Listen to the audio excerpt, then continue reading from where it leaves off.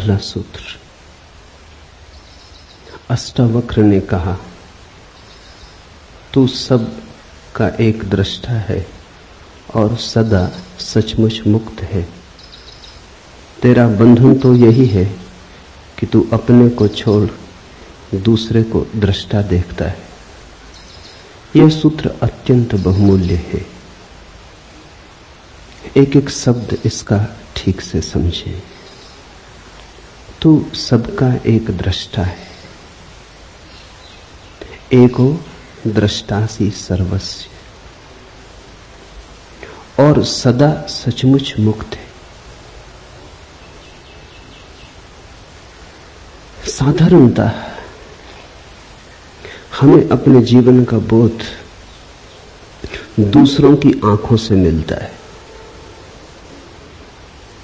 हम दूसरों की आंखों का दर्पण की तरह उपयोग करते, इसलिए हम दृष्टा को भूल जाते और दृश्य बन जाते। स्वाभाविक भी है। छोटा बच्चा पैदा हुआ, उसे अभी अपना कोई पता नहीं। वो दूसरों की आंखों में झांक के ही देखेगा कि मैं कौन। अपना चेहरा तो दिखाई पड़ता नहीं, दर्पण खोजना होगा। जब तुम दर्पण में अपने को देखते हो तो तुम दृश्य हो गए, दृष्टा ना रहे। तुम्हारी अपने से पहचान ही कितनी है, उतनी जितना दर्पण ने कहा। मां कहती है बेटा सुंदर है, तो बेटा अपने को सुंदर मानता है। शिक्षक कहते हैं स्कूल में बुद्धिमान हो, तो व्यक्ति अपने को बुद्धिमान मानता है। कोई अपमान कर देता है, कोई निंदा कर देता है, तो निंदा का स्वर भीतर समा जाता है। इसलिए तो हमें अपना बोध बड़ा भ्रामक मालूम होता है, क्योंकि अनेक स्वर से मिलकर बना है, विरोधी स्वरों से मिलकर बना है। किसी ने कहा सुंदर हो और किसी ने कहा तुम और सुंदर। शकल तो देखो आईने में, दोनों स्वर भीतर चले गए, द्वंद्व पैदा हो गया। किसी ने कहा बड़े बुद्धिमान हो और किसी ने कहा तुम जैसा बुद्धू आदमी नहीं देखा। दोनों स्वर भीतर चले गए, दोनों भीतर जुड़ गए, बड़ी बेचैनी पैदा हो गई, बड़ा द्वंद्व पैदा हो गया। इसलिए तो तुम निश्चित नहीं हो कि तुम कौन हो। इतनी भीड़ तुमने इकट्ठी कर ली है मतों की, इतने दर्पणों में झांका है और सभी दर्पणों ने अलग अलग खबर दी। दर्पण तुम्हारे संबंध में थोड़ी खबर देते, दर्पण अपने संबंध में खबर देते। तुमने दर्पण देखे होंगे जिनमें तुम लंबे हो जाते, दर्पण देखे होंगे जिनमें तुम मोटे हो जाते, दर्पण देखे होंगे जिनमें तुम अति सुंदर दिखने लगते, दर्पण देखे होंगे जिनमें तुम अति कुरूप हो जाते, अष्टावक्र हो जाते। दर्पण में जो झलक मिलती है वो तुम्हारी नहीं है, दर्पण के अपने स्वभाव की है। विरोधी बातें इकट्ठी होती चली जाती। इन्हीं विरोधी बातों के संग्रह का नाम तुम समझ लेते हो मैं हूं। इसलिए तुम सदा कपते रहते हो, डरते रहते हो। लोक मत का कितना भय होता है। कहीं लोग बुरा ना सोचे, कहीं लोग ऐसा ना समझ लें कि मैं मूढ़ हूं, कहीं ऐसा ना समझ लें कि मैं असाधु हूं। लोग कहीं ऐसा ना समझ लें, क्योंकि लोगों के द्वारा ही हमने अपनी आत्मा निर्मित की है। गुरुजीएफ अपने शिष्यों से कहता था, अगर तुम्हें आत्मा को जानना हो तो तुम्हें लोगों को छोड़ना होगा। ठीक कहता था। सदियों से यही सद्गुरुओं ने कहा है। अगर तुम्हें स्वयं को पहचानना हो तो तुम्हें दूसरों की आंखों में देखना बंद कर देना होगा। मेरे देखे बहुत से खोजी, सत्य के अन्वेषक समाज को छोड़कर चले गए। उसका कारण यह नहीं था कि समाज में रह के सत्य को पाना असंभव है। उसका कारण इतना ही था, समाज में रह के स्वयं की ठीक ठीक छवि जाननी बहुत कठिन है। यहां लोग खबर दिए ही चले जाते हैं कि तुम कौन हो। तुम पूछो न पूछो, सब तरफ से झलकें आती ही रहती हैं कि तुम कौन हो। और हम धीरे धीरे इन्हीं झलकों के लिए जीने लगते। मैंने सुना एक राजनेता मरा, उसकी पत्नी 2 वर्ष पहले मर गई थी। जैसे ही राजनेता मरा, उसकी पत्नी ने उस दूसरे लोग के द्वार पर उसका स्वागत किया, लेकिन राजनेता ने कहा अभी मैं भीतर ना आऊंगा, जरा मुझे मेरी अर्थी के साथ राजघाट तक हो आने दो। पत्नी ने कहा क्या सार है, वहां तो देह पड़ी रह गई, मिट्टी है। उसने कहा कि मिट्टी नहीं, इतना तो देख लेने तो कितने लोग विदा करने आए। राजनेता और उसकी पत्नी भी अर्थी के साथ साथ, किसी को तो दिखाई ना पड़ते थे पर उनको अर्थी दिखाई पड़ती थी, चले। बड़ी भीड़ थी, अखबार नवीस थे, फोटोग्राफर थे, झंडे झुकाए गए थे, फूल सजाए गए थे, मिलिट्री के ट्रक पर रखी अर्थी थी, बड़ा सम्मान दिया जा रहा था, तोपें आगे पीछे थी, सैनिक चल रहे थे। गदगद हो उठा राजनेता। पत्नी ने कहा इतने प्रसन्न क्या हो रहे हो? उसने कहा अगर मुझे पता होता कि मरने पर इतनी भीड़ आएगी तो मैं पहले कभी का मर गया होता, तो हम पहले ही ना मर गए होते, इतने दिन क्यों राह देखते? इतनी भीड़ मरने पर आए, इसी के लिए तो जिए। भीड़ के लिए लोग जीते हैं, भीड़ के लिए लोग मरते हैं। दूसरे क्या कहते हैं ये इतना मूल्यवान हो गया है कि तुम पूछते ही नहीं कि तुम कौन हो। दूसरे क्या कहते हैं उन्हीं की कतरन छांट छांट के इकट्ठी अपनी तस्वीर बना लेते। वो तस्वीर बड़ी डमाडोल रहती, क्योंकि लोगों के मन बदलते रहते, और फिर लोगों के मन ही नहीं बदलते रहते, लोगों के कारण भी बदलते रहते। कोई आके तुमसे कह गया कि आप बड़े साधु पुरुष हैं, उसका कुछ कारण है, खुशामद कर गया।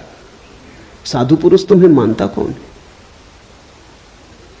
अपने को छोड़ के संसार में कोई किसी को साधु पुरुष नहीं मानता। तुम अपनी ही सोचो ना, तुम अपने को छोड़ के किसको साधु पुरुष मानते हो? कभी कभी कहना पड़ता है, जरूरतें, जिंदगी है, अड़चने, झूठे को सच्चा कहना पड़ता है, दुर्जन को सज्जन कहना पड़ता है, कुरूप को सुंदर की तरह प्रशंसा करनी पड़ती, स्तुति करनी पड़ती, खुशामद करनी पड़ती। खुशामद इसलिए तो इतनी बहुमूल्य है। खुशामद के चक्कर में लोग क्यों आ जाते?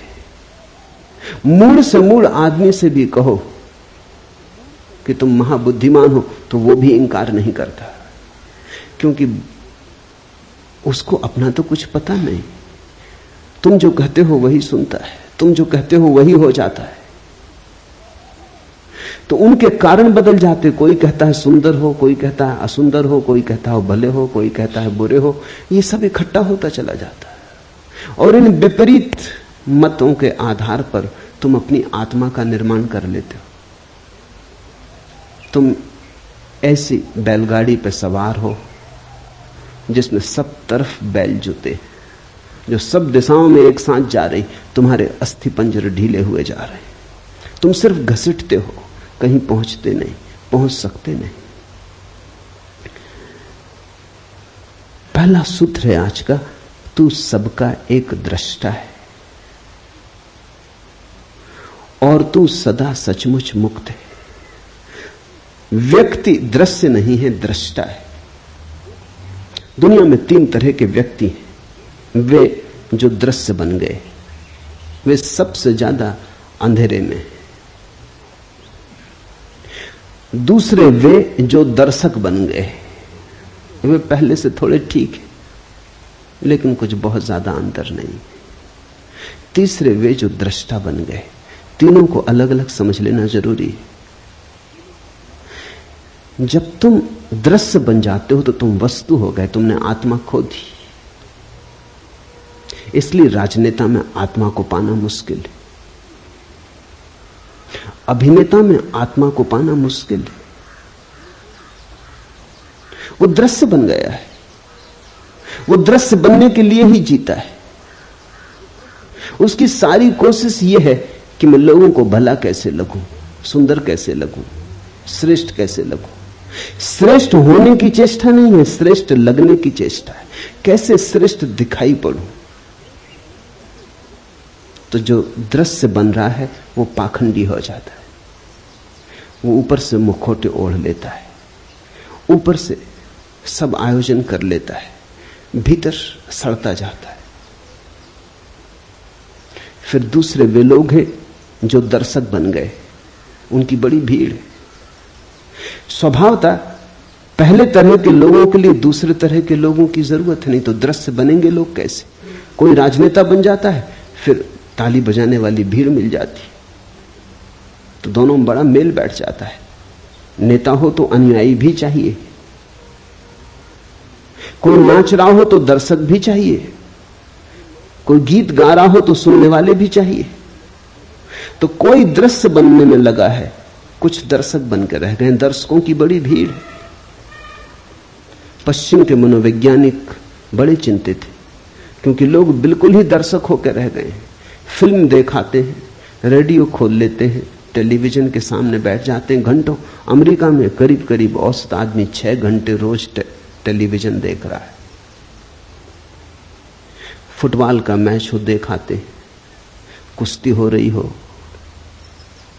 तो देखाते हैं, क्रिकेट हो तो देखाते हैं, ओलंपिक हो तो देखाते हैं। बस सिर्फ देखने वाले रह गए, खड़े हैं दर्शक की तरह राह के किनारे राहगीर। जीवन का जुलूस निकल रहा है, तुम देख रहे हो। कुछ हैं जो जीवन के जुलूस में सम्मिलित हो गए, वो जरा कठिन धंधा है, वहां बड़ी प्रतियोगिता है। जुलूस में सम्मिलित होना जरा मुश्किल है, बड़े संघर्ष और बड़े आक्रमण की जरूरत है। लेकिन जुलूस को देखने वालों की भी जरूरत है, वो किनारे खड़े देख रहे हैं। अगर वो न हो तो जुलूस भी विदा हो जाए। तुम थोड़ा सोचो, अगर अनुयायी न चले पीछे तो नेताओं का क्या हो? अकेले झंडा ऊंचा रहे हमारा, बड़े बुद्धू मालूम पड़े, बड़े पागल मालूम पड़े। राह किनारे लोग चाहिए, भीड़ चाहिए, तो पागलपन भी ठीक मालूम पड़ता है। तुम थोड़ा सोचो, कोई देखने ना आए और क्रिकेट का मैच होता रहे, मैच के प्राण निकल गए। मैच के प्राण मैच में थोड़ी, वो देखने जो लाखों लोग इकट्ठे होते हैं उनमें। और आदमी अद्भुत है, आदमी तो घुड़दौड़ देखने भी जाते हैं। ये पूरा कोरेगांव पार्क घुड़दौड़ देखने वालों की बस्ती। ये बड़ी हैरानी की बात है, आदमी को दौड़ाओ, कोई घोड़ा देखने नहीं आता। घोड़े दौड़ते हैं, आदमी देखने जाते हैं। ये घोड़ों से भी गई बीती स्थिति हो गई। देखते ही देखते जिंदगी बीत जाती। दर्शक, प्रेम करते नहीं तुम, फिल्म में प्रेम चलता है वो देखते हो। नाचते नहीं तुम, कोई नाचता है तुम देखते हो।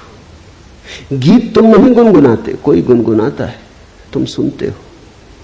तो तुम्हारा जीवन अगर नपुंसक हो जाए, अगर उसमें से सब जीवन ऊर्जा खो जाए, तो आश्चर्य क्या? तुम्हारे जीवन में कोई गति नहीं है, कोई ऊर्जा का प्रवाह नहीं है, तुम मुर्दे की भांति बैठे हो। बस तुम्हारा कुल काम इतना है कि देखते रहो, कोई दिखाता रहे, तुम देखते रहो। ये दो ही की बड़ी संख्या है दुनिया में, दोनों एक दूसरे से बंधे। मनोवैज्ञानिक कहते हैं दुनिया में हर बीमारी के दो पहलू होते हैं। दुनिया में कुछ लोग हैं जिनको मनोवैज्ञानिक कहते हैं मैसोचिस्ट, पर स्वदुखवादी, वो अपने को सताते हैं। और दुनिया में दूसरा एक वर्ग है जिसको मनोवैज्ञानिक कहते हैं सैडिस्ट, पर दुखवादी, दूसरे को सताते। दोनों की जरूरत है, इसलिए दोनों जब मिल जाते हैं तो बड़ा राग रंग चलता है। मनोवैज्ञानिक कहते हैं कि अगर पति दूसरों को सताने वाला हो और स्त्री खुद को सताने वाली हो, तो इससे बढ़िया जोड़ा और दूसरा नहीं होता। स्त्री अपने को सताने में मजा लेती है, पति दूसरे को सताने में मजा लेता है। राम मिलाई जोड़ी, कोई अंधा कोई कोढ़ी, मिल गए, बिल्कुल मिल गए, बिल्कुल ठीक बैठ गए। हर बीमारी के दो पहलू होते, दृश्य और दर्शक एक ही बीमारी के दो पहलू। स्त्रियां आमतौर से दृश्य बनना पसंद करती, पुरुष आमतौर से दर्शक बनना पसंद करते। मनोवैज्ञानिकों की भाषा में स्त्रियों को वो कहते हैं एग्जिबिशनिस्ट, नुमाइशी। उनका सारा रस नुमाइश बनने में। मुल्ला नसरुद्दीन मक्खियां मार रहा था, बहुत मक्खियां हो गई, तो पत्नी ने कहा इनको हटाओ। आईने के पास मक्खियां मार रहा था, बोला कि एक जोड़ा, दो मादाएं बैठी। पत्नी ने कहा हद हो गई, तुमने पता कैसे चलाया कि नर हैं कि मादाएं? उन्होंने कहा घंटे भर से आईने पे बैठी हैं, मादाएं होनी चाहिए, नर को आईने के पास क्या करना? स्त्रियां आईने से छूट ही नहीं पाती, आईना मिल जाए तो चुंबक की तरह खींच लेता है। सारी जिंदगी आईने के सामने बीत रही है, कपड़ों में, वस्त्रों में, सजावट में, श्रृंगार में। और बड़ी हैरानी की बात है, इतने सज धज के निकलती हैं, फिर कोई धक्का दे तो नाराज होती, कोई धक्का ना दे तो भी दुखी होंगी, क्योंकि धक्का देने के लिए इतना सज धजने का इंसान था, नहीं तो प्रयोजन क्या था? पति के सामने स्त्रियां नहीं सजती, पति के सामने तो वो भैरवी बनी बैठी रहती, क्योंकि वहां धक्का मुक्का समाप्त हो चुका है। लेकिन घर के बाहर जाएं तब बड़ी तैयारी करती हैं, वहां दर्शक मिलेंगे, वहां दृश्य बनना है। मनुष्य को, पुरुष को मनोवैज्ञानिक कहते हैं वोयूर। उसकी सारी नजर देखने में, उसका रस देखने में। स्त्रियों को देखने में रस नहीं, दिखाने में रस।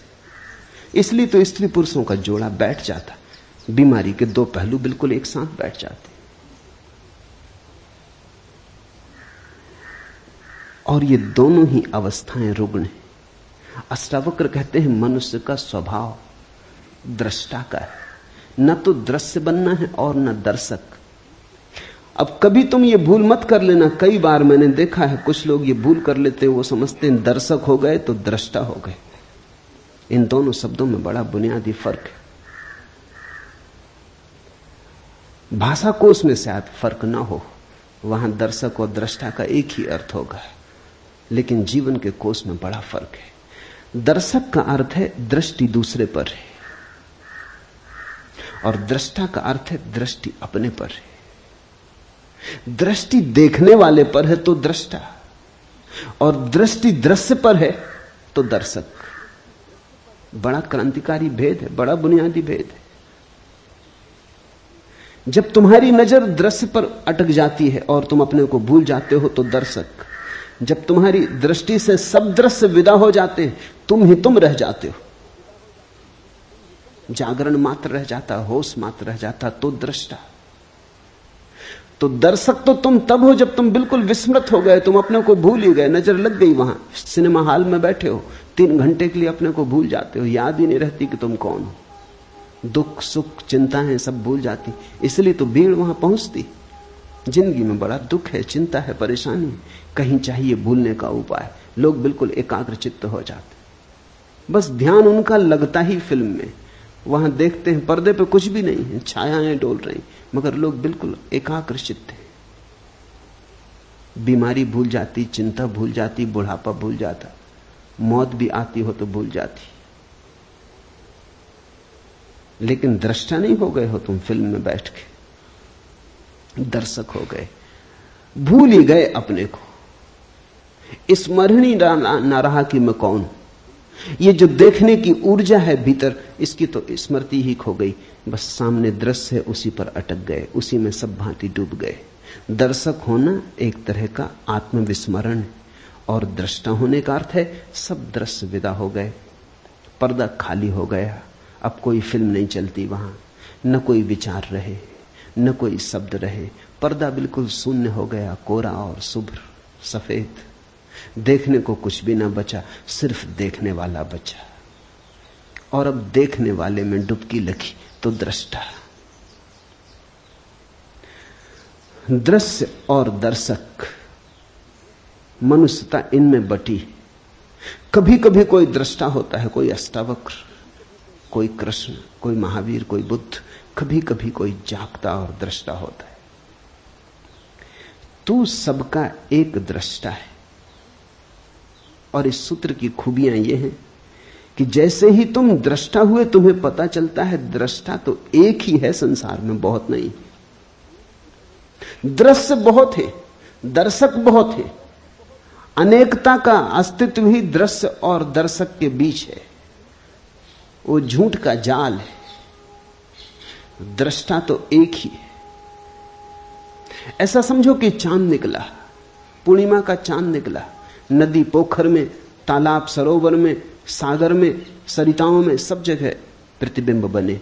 अगर तुम पृथ्वी पर घूमो और सारे प्रतिबिंबों का अंकन करो तो करोड़ों अरबों खरबों प्रतिबिंब मिलेंगे,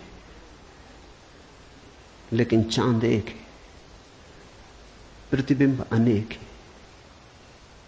दृष्टा एक है, दृश्य अनेक है, दर्शक अनेक है।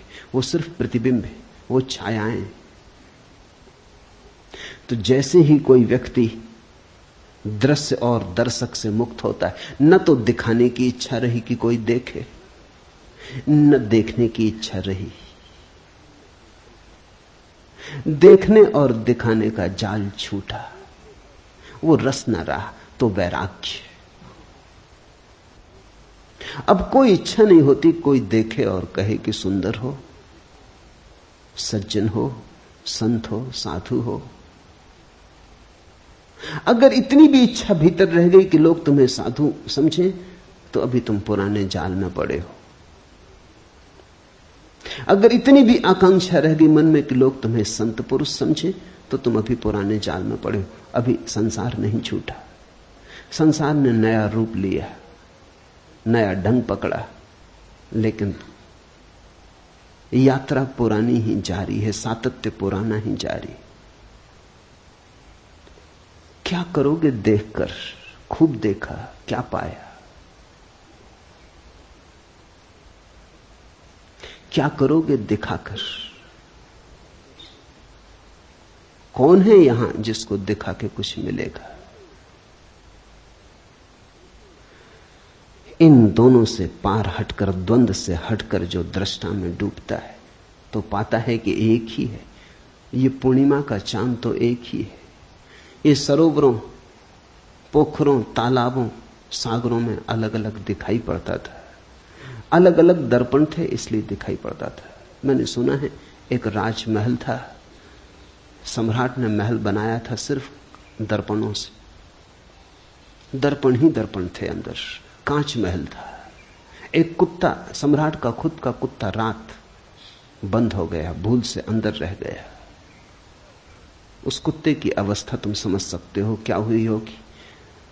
वही आदमी की अवस्था है। उसने चारों तरफ देखा, कुत्ते ही कुत्ते थे, हर दर्पण में कुत्ता था। वो घबरा गया, वो भौंका। जब आदमी भयभीत होता है तो दूसरे को भयभीत करना चाहता है, शायद दूसरा भयभीत हो जाए तो अपना भय कम हो जाए। वो भौंका, लेकिन स्वभाव था वहां तो दर्पण ही थे। दर्पण दर्पण से कुत्ते भौंके, आवाज उसी पर लौट आई, अपनी ही प्रतिध्वनि थी। रात भर भौंकता रहा और बागता और दर्पणों से जूझता लहूलुहान हो गया। वहां कोई भी न था, अकेला था। सुबह मरा हुआ पाया गया, सारे भवन में खून के चिन्ह थे। उसकी कथा आदमी की कथा है। यहां दूसरा नहीं, यहां अन्य है ही नहीं। जो है अनन्य है, यहां एक है, लेकिन उस एक को जब तक तुम भीतर से ना पकड़ लोगे ख्याल में ना आएगा। तू सबका एक दृष्टा है और सदा सचमुच मुक्त है। अष्टावक्र कहते हैं सचमुच मुक्त है। इसे कल्पना मत समझना। आदमी बहुत अद्भुत है। आदमी सोचता है कि संसार तो सत्य है और ये सत्य की बातें सब कल्पना है। दुख तो सत्य मानता है, सुख की कोई किरण उतरे तो मानता है कोई सपना है, कोई धोखा है। मेरे पास लोग आते हैं, वो कहते हैं बड़ा आनंद मालूम हो रहा है। शक होता है ये कहीं भ्रम तो नहीं। दुख में इतने जन्मों जन्मों तक रहे कि भरोसा ही खो गया कि आनंद हो भी सकता है। आनंद असंभव मालूम होने लगा है। रोने का अभ्यास ऐसा हो गया है, दुख का ऐसा अभ्यास हो गया है, कांटों से ऐसी पहचान हो गई कि फूल अगर दिखाई भी पड़े तो भरोसा नहीं आता, लगता है सपना है, आकाश कुसुम, होगा नहीं, हो नहीं सकता। इसलिए अष्टावक्र कहते हैं सचमुच मुक्त है, व्यक्ति बंधा नहीं है। बंधन असंभव है क्योंकि केवल परमात्मा है, केवल एक है। न तो बांधने को कुछ है, न बंधने को कुछ है। तू सदा सचमुच मुक्त है। इसलिए अष्टावक्र जैसे व्यक्ति कहते हैं कि इसी क्षण चाहे तो मुक्त हो सकता है, क्योंकि मुक्त है ही। मुक्ति में कोई बाधा नहीं, बंधन कभी पड़ा नहीं, बंधन केवल माना हुआ है। तेरा बंधन तो यही है कि तू अपने को छोड़ दूसरे को दृष्टा देखता है। एको दृष्टासी सर्वस्य मुक्त प्रायो असि सर्वदा, अयमेव ही ते बंधो दृष्टारम पश्य सीतरम। एक ही बंधन है कि तू अपने को छोड़ दूसरे को दृष्टा देखता है, और एक ही मुक्ति है कि तू अपने को दृष्टा जान ले। तो इस प्रयोग को थोड़ा करना शुरू करें। देखते हैं, वृक्ष के पास बैठे, वृक्ष दिखाई पड़ रहा है, तो धीरे धीरे वृक्ष को देखते देखते उसको देखना शुरू करें जो वृक्ष को देख रहा है। जरा से हेरफेर की बात है। साधारणता चेतना का तीर वृक्ष की तरफ जा रहा है, इस तीर को दोनों तरफ जाने दें, इसका फल दोनों तरफ कर लें। वृक्ष को भी देखें और साथ ही चेष्टा करें उसको भी देखने की जो देख रहा है। देखने वाले को न भूलें, देखने वाले को पकड़ पकड़ लें, बार बार भूलेगा, पुरानी आदत है, जन्मों की आदत है, भूलेगा, लेकिन बार बार देखने वाले को पकड़ लें। जैसे जैसे देखने वाला पकड़ में आने लगेगा, कभी कभी क्षण भर को ही आएगा, लेकिन क्षण भर को ही पाएंगे एक अपूर्व शांति का उदय हुआ, एक आशीष बरसा, एक सौभाग्य की किरण उतरी। एक क्षण को भी अगर ऐसा होगा तो एक क्षण को भी मुक्ति का आनंद मिलेगा, और वो आनंद तुम्हारे जीवन के स्वाद को और जीवन की धारा को बदल देगा। शब्द नहीं बदलेंगे तुम्हारे जीवन की धारा को, शास्त्र नहीं बदलेंगे, अनुभव बदलेगा, स्वाद बदलेगा। यहां मुझे सुन रहे हैं, दो तरह से सुना जा सकता है। सुनते वक्त मैं जो बोल रहा हूं अगर उस पर ही ध्यान रहे और तुम अपने को भूल जाओ तो फिर तुम दृष्टा ना रहे, श्रोता ना रहे, श्रावक ना रहे।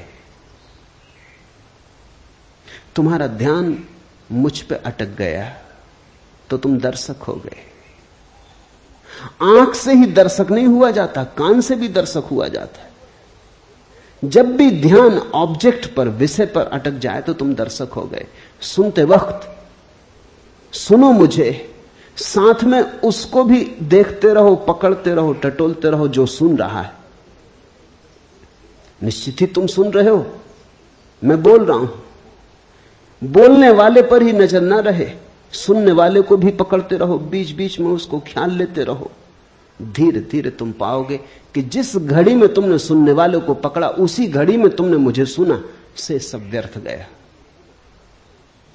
जब तुम सुनने वाले को पकड़ के सुनोगे तब जो मैं कह रहा हूं वही तुम्हें सुनाई पड़ेगा। और अगर तुमने सुनने वाले को नहीं पकड़ा है तो तुम न मालूम क्या क्या सुन लोगे जो मैंने ना तो कहा ना अष्टावक्र ने कहा है। तब तुम्हारा मन बहुत से जाल बुन लेगा, तुम बेहोश हो। बेहोशी में तुम कैसे होश की बातें समझ सकते हो? ये बातें होश की हैं, ये बातें किसी और दुनिया की हैं। तुमने अगर नींद में सुना तो तुम इन बातों के आसपास अपने सपने गूंथ लोगे, तुम इन बातों का रंग खराब कर दोगे, तुम इनको पोत लोगे, तुम अपने ढंग से इनका अर्थ निकाल लोगे, तुम इनकी व्याख्या कर लोगे। तुम्हारी व्याख्या में ही ये अद्भुत वचन मुर्दा हो जाएंगे। तुम्हारे हाथ लाश लगेगी अष्टावक्र की, जीवित अष्टावक्र से तुम चूक जाओगे। क्योंकि जीवित अष्टावक्र को पकड़ने के लिए तो तुम्हें अपने दृष्टा को पकड़ना होगा। वहां है जीवित अष्टावक्र। इसे ख्याल में लो। सुनते हो मुझे, सुनते सुनते उसको भी सुनने लगो जो सुन रहा है। तीर दोहरा हो जाए, मेरी तरफ हो तुम्हारी तरफ भी हो। अगर मैं भूल जाऊं तो कोई हर्जा नहीं, लेकिन तुम नहीं भूलने चाहिए। और एक ऐसी घड़ी आती है जब ना तो तुम रह जाते न मैं रह जाता। एक ऐसी परम शांति की घड़ी आती है जब दो नहीं रह जाते, एक ही बचता है। तुम ही बोल रहे हो, तुम ही सुन रहे हो, तुम ही देख रहे हो, तुम ही दिखाई पड़ रहे हो। उस घड़ी के लिए ही इशारा अष्टावक्र कर रहे हैं कि वो एक है दृष्टा और सदा सचमुच मुक्त है। बंधन स्वप्न जैसा है। आज रात तुम पूना में सोओगे, लेकिन नींद में तुम कलकत्ते में हो सकते हो, दिल्ली में हो सकते हो, काठमांडू में हो सकते हो, कहीं भी हो सकते हो। सुबह जाग के फिर तुम अपने को पूना में पाओगे। सपने में अगर काठमांडू चले गए तो लौटने के लिए कोई हवाई जहाज से यात्रा नहीं करनी पड़ेगी, न ट्रेन पकड़नी पड़ेगी, न पैदल यात्रा करनी पड़ेगी। यात्रा करनी ही नहीं पड़ेगी। सुबह आंख खुलेगी और तुम पाओगे कि पूना में हो। सुबह तुम पाओगे तुम कहीं गए ही नहीं, सपने में गए थे। सपने में जाना कोई जाना है। बंधन तो एक ही है तेरा कि तू अपने को छोड़ दूसरे को दृष्टा देखता है।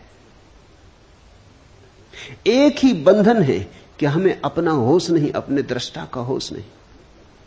एक तो यह अर्थ है इस सूत्र का, एक और भी अर्थ है, वो भी ख्याल में ले लेना चाहिए।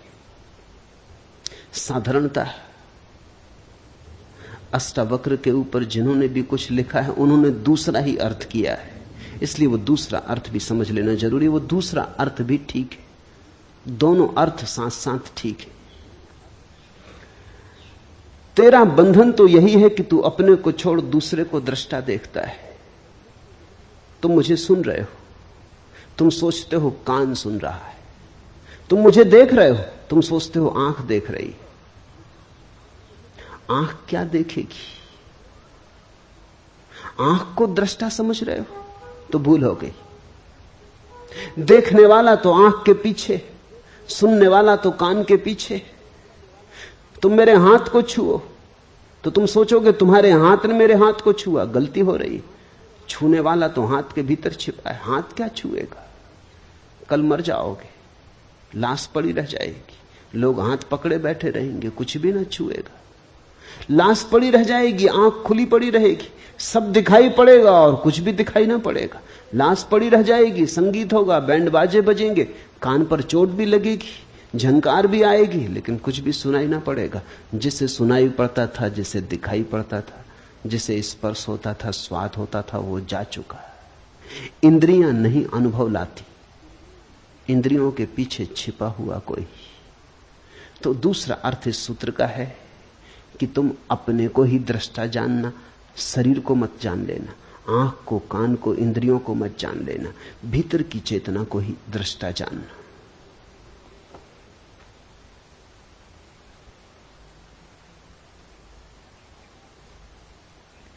मैं करता हूं ऐसे अहंकार रूपी अत्यंत काले सर्प से दंशित हुआ तू। मैं करता नहीं हूं ऐसे विश्वास रूपी अमृत को पीकर सुखी हो। अहम करता इति, मैं करता हूं ऐसे अहंकार रूपी अत्यंत काले सर्प से दंशित हुआ तू। हमारी मान्यता ही सब कुछ है। हम मान्यता के सपने में पड़े, हम अपने को जो मान लेते हैं वही हो जाते। ये बड़ी विचार की बात है। ये पूरब के अनुभव का सार निचोड़ है। हमने जो मान लिया है अपने को वही हम हो जाते।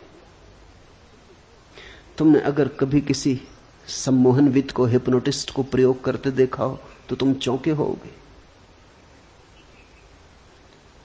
अगर वो किसी व्यक्ति को सम्मोहित करके कह देता है पुरुष को कि तुम स्त्री हो, और फिर कहता है उठो चलो, तो वो आदमी स्त्री की तरह चलने लगता है।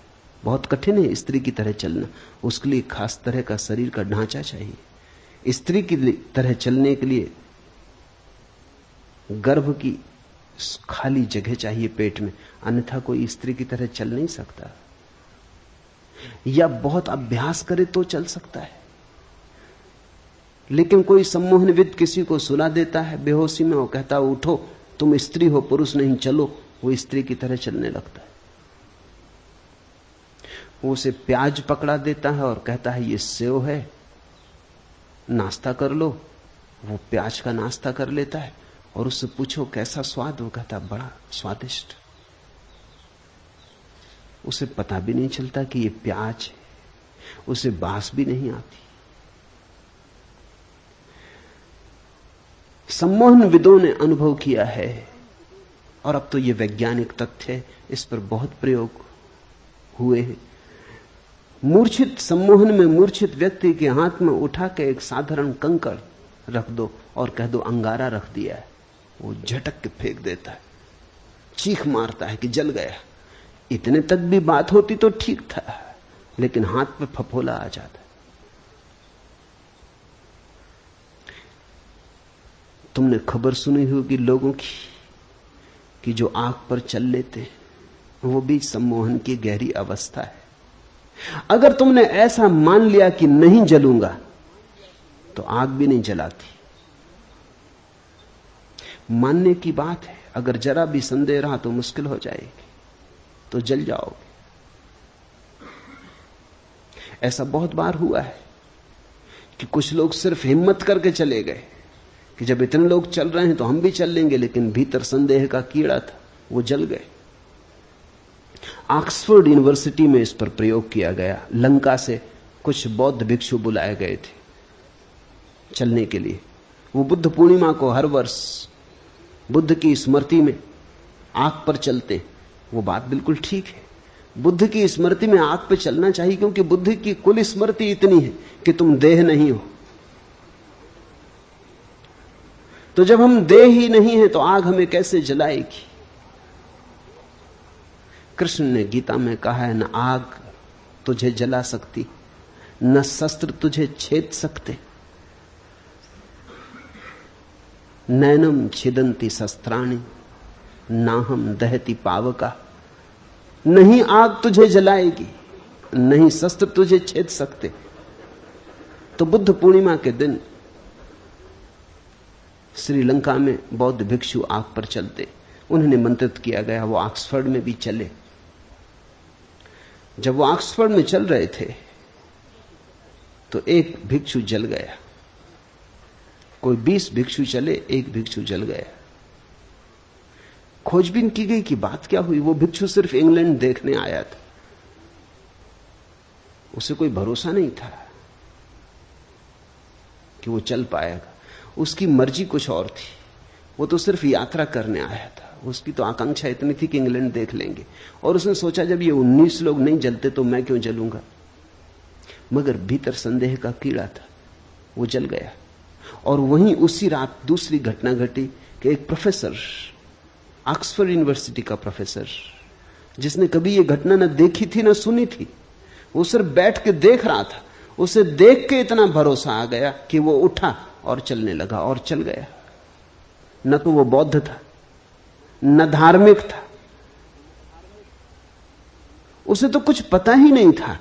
उसे तो सिर्फ इतने लोगों का चलना देख के ये लगा, ये भाव ऐसी गहनता से उठा, ये श्रद्धा इतनी सघन हो गई कि वो उठा एक गहन आनंद भाव में और नाचने लगा आंख पर। भिक्षु भी चौंके, क्योंकि भिक्षुओं को तो ये ख्याल था कि बुद्ध भगवान उन्हें बचा रहे। ये आदमी तो कोई बौद्ध नहीं है, ये तो अंग्रेज था और धार्मिक भी नहीं था, चर्च भी नहीं जाता था, तो क्राइस्ट भी इसकी फिक्र नहीं करेंगे। बुद्ध से तो कुछ लेना देना है नहीं, इसका तो कोई भी मालिक नहीं था, सिर्फ श्रद्धा। हम जो मानते हैं गहन श्रद्धा में वही हो जाते। मैं करता हूं ऐसे अहंकार रूपी अत्यंत काले सर्प से दंशित हुआ तू। मैं करता नहीं हूं ऐसे विश्वास रूपी अमृत को पीकर सुखी हो। ये वचन ख्याल रखना, बार बार अष्टावक्र कहते हैं सुखी हो। वो कहते हैं इसी क्षण घट सकती है बात। अहम करता इति, मैं करता हूं, ऐसी हमारी धारणा है। उस धारणा के अनुसार हमारा अहंकार निर्मित होता है। कर्ता यानी अस्मिता। मैं करता हूं, उसी से हमारा अहंकार निर्मित होता है। इसलिए जितना बड़ा करता हो उतना बड़ा अहंकार होता है। तुमने अगर कुछ खास नहीं किया तो तुम क्या अहंकार रखोगे? तुमने एक बड़ा मकान बनाया तो उतना ही बड़ा तुम्हारा अहंकार हो जाता। तुमने एक बड़ा साम्राज्य रचाया तो उतनी ही सीमा तुम्हारे अहंकार की हो जाती। इसलिए तो दुनिया को जीतने के लिए पागल लोग निकलते। दुनिया को जीतने थोड़ी निकलते। दुनिया किसने कब जीती? लोग आते हैं चले जाते हैं, दुनिया को कौन जीत पाता है? लेकिन दुनिया को जीतने निकलते हैं घोषणा करने कि मेरा अहंकार इतना विराट है कि सारी दुनिया को छोटा कर दूंगा, घेर लूंगा, सीमा बना दूंगा। मैं ही परिभाषा बनूंगा सारे जगत की। सिकंदर और नेपोलियन और तैमूर और नादिर और सारे पागल दुनिया को घेरने चलते। ये दुनिया को घेरने के लिए जो आकांक्षा है, ये अहंकार की आकांक्षा है।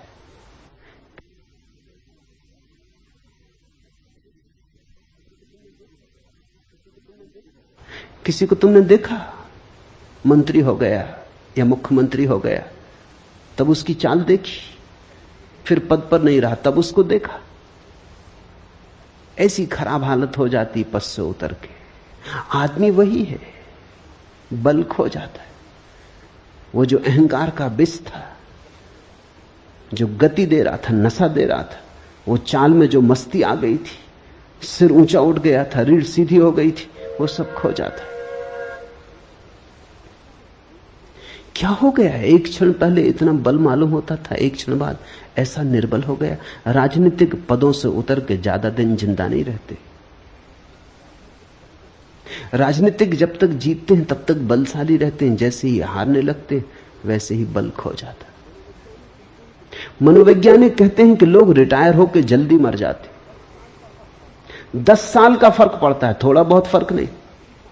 जो आदमी 80 साल जीता, वो जब 60 साल में रिटायर हो जाता तो 70 में मर जाता है। वो 80 साल जी सकता था, कोई और कारण न था मरने का, लेकिन मरने का एक कारण मिल गया कि जब तुम कलेक्टर थे, कमिश्नर थे, पुलिस इंस्पेक्टर थे या कांस्टेबल ही सही, स्कूल के मास्टर ही सही। स्कूल के मास्टर की भी अकड़ होती, उसकी भी एक दुनिया होती। 30-40 लड़कों पर तो रोब बांधे ही रखता है, उनको तो दबाए ही रखता है, वहां तो सम्राट ही होता है। कहते हैं जब औरंगजेब ने अपने बाप को कारागृह में बंद कर दिया तो उसके बाप ने कहा कि मुझे यहां मन नहीं लगता, तू एक काम कर, 30-40 छोटे छोटे लड़के भेज दे, तुम एक मदरसा खोल दो। कहते हैं औरंगजेब ने कहा कि बाप जेल में तो पड़ गया है, लेकिन पुरानी सम्राट होने की अकड़ नहीं जाती, तो 30-40 लड़कों पे ही अब मालकियत करेगा। उसने इंतजाम कर दिया। छोटा छोटा स्कूल का मास्टर भी 30-40 लड़कों की दुनिया में तो राजा है। बड़े से बड़े राजा को भी इतना बल कहां होता है। कहो उठो तो उठते हैं लोग, कहो बैठो तो बैठते हैं लोग, सब उसके हाथ में।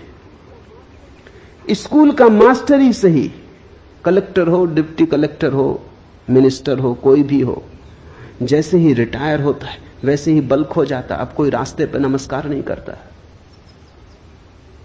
अब कहीं भी उसकी कोई सार्थकता नहीं मालूम होती, वो फिजूल मालूम पड़ता है, जैसे कूड़े के ढेर पर फेंक दिया गया या कबाड़ खाने में डाल दिया गया। अब उसकी कहीं कोई जरूरत नहीं, जहां भी जाता है लोग उसको सहते हैं, मगर उनके भाव से पता चलता है कि अब जाओ, भी क्षमा करो, अब यहां किस लिए चले आए, अब दूसरा काम करने दो। वही लोग जो उसकी खुशामद करते थे रास्ते से कन्नी काट जाते, वही लोग जो उसके पैर दाबते थे अब दिखाई नहीं पड़ते। अचानक उसके अहंकार का गुब्बारा सिकुड़ जाता है, जैसे गुब्बारा फूट गया, हवा निकलने लगी, पंचर हो गया, सिकुड़ने लगता है। जीने में कोई अर्थ नहीं मालूम होता, मरने की आकांक्षा पैदा होने लगती। वो सोचने लगता है मर ही जाऊं, क्योंकि अब क्या सार। रिटायर होकर लोग जल्दी मर जाते क्योंकि उनके जीवन का सारा बल तो उनके साम्राज्यों में था, कोई हेड क्लर्क था तो 10-5 क्लर्कों को ही सता रहा था। इससे कोई फर्क नहीं पड़ता कि तुम कौन हो, तुम चपरासी सही। मगर चपरासी की भी अकड़ होती, जब जाओ दफ्तर में अंदर तो चपरासी को बैठो, स्टूल पे ही बैठा है बाहर, लेकिन उसकी अकड़ देखो, कहता ठहरो। मुल्ला नसरुद्दीन कांस्टेबल का काम करता था, एक महिला को तेजी से कार चलाते हुए पकड़ लिया, जल्दी से निकाली नोटबुक, लिखने लगा। महिला ने कहा सुनो, बेकार लिखा पढ़ी मत करो, मेयर मुझे जानते। मगर वो लिखते ही रहा। महिला ने कहा कि सुनते हो कि नहीं, चीफ मिनिस्टर भी मुझे जानते। मगर वो लिखते ही रहा। आखिर महिला ने आखिरी दांव मारा, उसने कहा सुनते हो कि नहीं, इंदिरा गांधी भी मुझे जानती। मुल्ला ने कहा बकवास बंद करो, मुल्ला नसरुद्दीन तुम्हें जानता है। उस महिला ने कहा कौन मुल्ला नसरुद्दीन, मतलब? उसने कहा मेरा नाम मुल्ला नसरुद्दीन, अगर मैं जानता हूं तो कुछ हो सकता है, बाकी कोई भी जानता रहे, भगवान भी तुम्हें जानता हो। ये रिपोर्ट लिखी जाएगी, ये मुकदमा चलेगा। हर आदमी की अपनी अकड़ है, कांस्टेबल की भी अपनी अकड़ है, उसकी भी अपनी दुनिया है, अपना राज्य, उसके भीतर फंसे कि वो सताएगा। अहंकार जीता है उस सीमा पर जो तुम कर सकते हो। इसलिए तुम देखना, अहंकारी आदमी हां कहने में बड़ी मजबूरी अनुभव करता है। तुम अपने में ही निरीक्षण करना। ये मैं कोई दूसरों को जांचने के लिए तुम्हें मापदंड नहीं दे रहा हूं, तुम अपना ही आत्मविश्लेषण करना। नहीं कहने में मजा आता है, क्योंकि नहीं कहने में बल मालूम पड़ता है। बेटा पूछता है मां से कि जरा बाहर खिलाऊं, वो कहता नहीं नहीं, अभी बाहर खेलने में कुछ हर्जा भी नहीं है। बाहर नहीं खेलेगा बेटा तो कहां खेलेगा? और मां भी जानती है कि जाएगा ही वो, थोड़ा शोरगुल मचाएगा, वो भी अपना बल दिखलाएगा, बलों की टक्कर होगी, थोड़ी राजनीति चलेगी, वो चीख पुकार मचाएगा, बर्तन पटकेगा, तब वो कहेगी अच्छा जा बाहर खेल। लेकिन वो जब कहेगी जा बाहर खेल, तब ठीक है, तब उसकी आज्ञा से जा रहा है।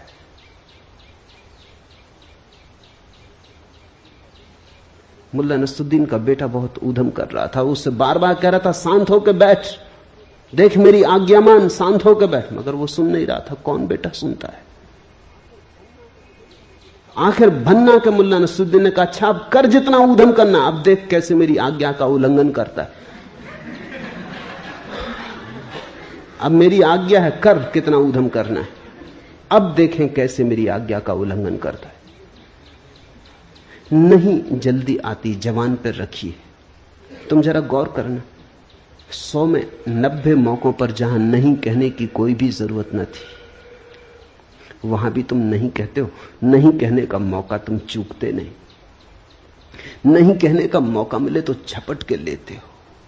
हां कहने में बड़ी मजबूरी लगती, हां कहने में बड़ी दयनीयता मालूम होती। हां कहने का मतलब होता तुम्हारा कोई बल नहीं। इसलिए जो बहुत अहंकारी हैं वो नास्तिक हो जाते। नास्तिक का मतलब उन्होंने आखिरी नहीं कह दी, उन्होंने कह दिया ईश्वर भी नहीं, और की तो बात छोड़ो। नास्तिक का अर्थ है कि उसने आखिरी अल्टीमेट परम इनकार कर दिया। आस्तिक का अर्थ है उसने परम स्वीकार कर लिया, उसने हां कह दिया ईश्वर है। ईश्वर को हां कहने का मतलब है मैं ना रहा, ईश्वर को ना कहने का मतलब है बस मैं ही रहा। अब मेरे ऊपर कोई भी नहीं, मेरे पार कोई भी नहीं, मेरी सीमा बांधने वाला कोई भी नहीं। हमारा कर्तृत्व हमारे अहंकार को भरता है। इसलिए अष्टावक्र के सूत्र को ख्याल करना, मैं करता हूं, अहम कर्ता इति। ऐसे अहंकार रूपी अत्यंत काले सर्प से दंसित हुआ तो व्यर्थ ही पीड़ित और परेशान हो रहा है। यह पीड़ा कोई बाहर से नहीं आती, ये दुख हम जो झेलते हैं अपना निर्मित किया हुआ है। जितना बड़ा अहंकार उतनी पीड़ा होगी। अहंकार घाव है, जरा सी हवा का झोंका भी दर्द दे जाता है। निरअहंकारी व्यक्ति को दुखी करना असंभव है, अहंकारी व्यक्ति को सुखी करना असंभव है। अहंकारी व्यक्ति ने तय ही कर लिया कि अब सुखी नहीं होना है, क्योंकि सुख आता है हां भाव से, स्वीकार भाव से। सुख आता है ये बात जानने से कि मैं क्या हूं, एक बूंद हूं सागर में। सागर की एक बूंद हूं। सागर ही है, मेरा होना क्या है। जिस व्यक्ति को अपने न होने की प्रतीति सघन होने लगती है, उतने ही सुख के अंबार उस पर बरसने लगते। जो मिटा वो भर दिया जाता है, जिसने अकड़ दिखाई वो मिट जाता है। मैं करता नहीं हूं, ऐसे विश्वास रूपी अमृत को पीकर तू सुखी हो। मैं करता नहीं हूं, ऐसे भाव को अष्टावक्र अमृत कहते। अहम न करता इति,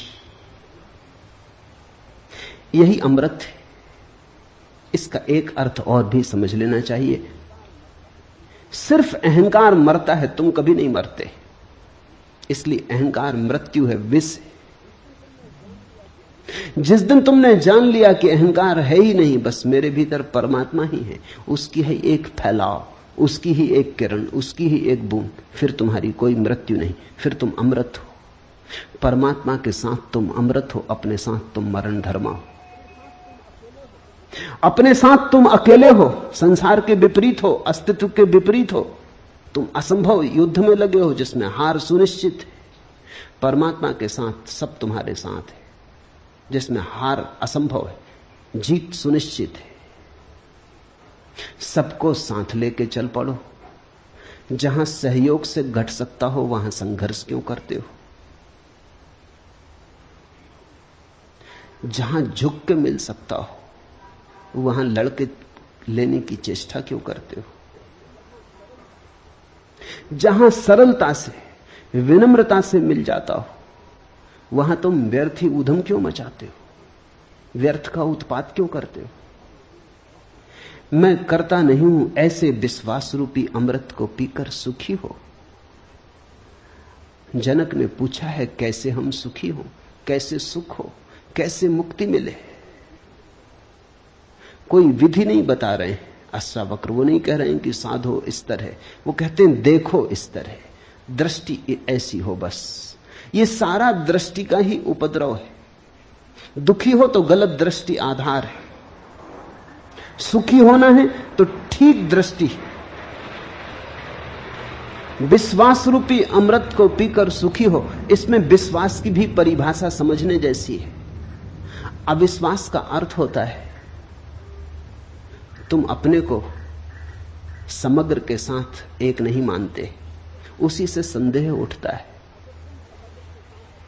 अगर तुम समग्र के साथ अपने को एक मानते हो तो कैसा अविश्वास? जहां ले जाएगा अस्तित्व वही शुभ है।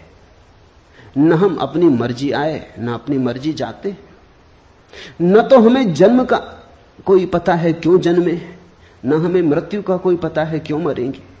न हमसे किसी ने पूछा जन्म के पहले कि जन्मना चाहते हो, न हमसे कोई मरने के पहले पूछेगा कि मरोगे, मरने की इच्छा है। सब यहां हो रहा है, हमसे कौन पूछता है? हम व्यर्थ ही बीच में क्यों अपने को लाएं? जिससे जीवन निकला है उसी में हम विसर्जित होंगे, और जिसने जीवन दिया है उस पर अविश्वास कैसा? जहां से इस सुंदर जीवन का आविर्भाव हुआ है उस स्रोत पर अविश्वास कैसा? जहां से ये फूल खिले, जहां ये कमल खिले, जहां ये चांद तारे, जहां ये मनुष्य पशु पक्षी हैं, जहां इतना गीत है, जहां इतना संगीत है, जहां इतना प्रेम है, उस पर अविश्वास क्यों?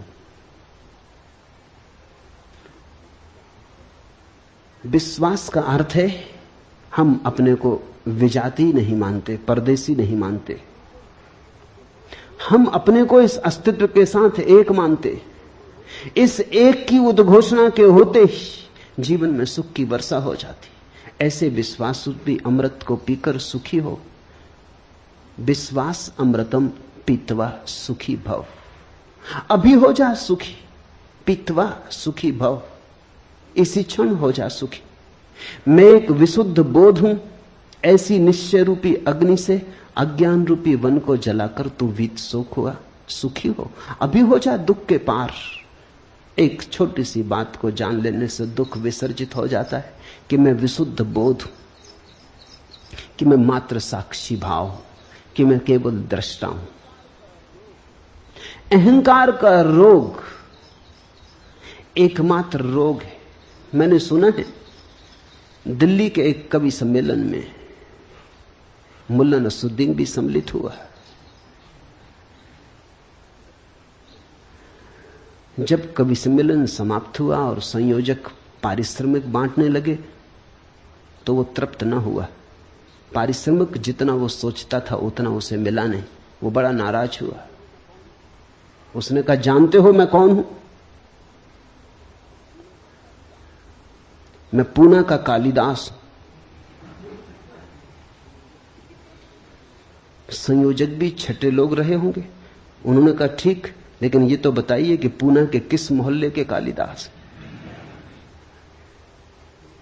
मोहल्ले मोहल्ले में कालिदास है, मोहल्ले मोहल्ले में टैगोर है। हर आदमी यही सोचता है कि अनूठी अद्वितीय प्रतिभा है उसकी। अरब में कहावत है कि परमात्मा जब किसी आदमी को बनाता तो उसके कान में कह देता, तुमसे बेहतर आदमी कभी बनाया ही नहीं। और ये सभी से कहता है। ये मजाक बड़ी गहरी है। और हर आदमी मन में यही ख्याल लिए जीता है कि मुझसे बेहतर आदमी कोई बनाया नहीं, मैं सर्वोत्कृष्ट कृति हूं। कोई माने न माने तो उनकी ना समझी, ऐसे मैं सर्वोत्कृष्ट कृति हूं। इस दंभ में जीता आदमी बड़े दुख पाता है, क्योंकि इस दंभ के कारण वो बड़ी अपेक्षाएं करता है जो कभी पूरी नहीं होंगी। उसकी अपेक्षाएं अनंत हैं, जीवन बहुत छोटा है। जिसने भी अपेक्षा बांधी वो दुखी होगा।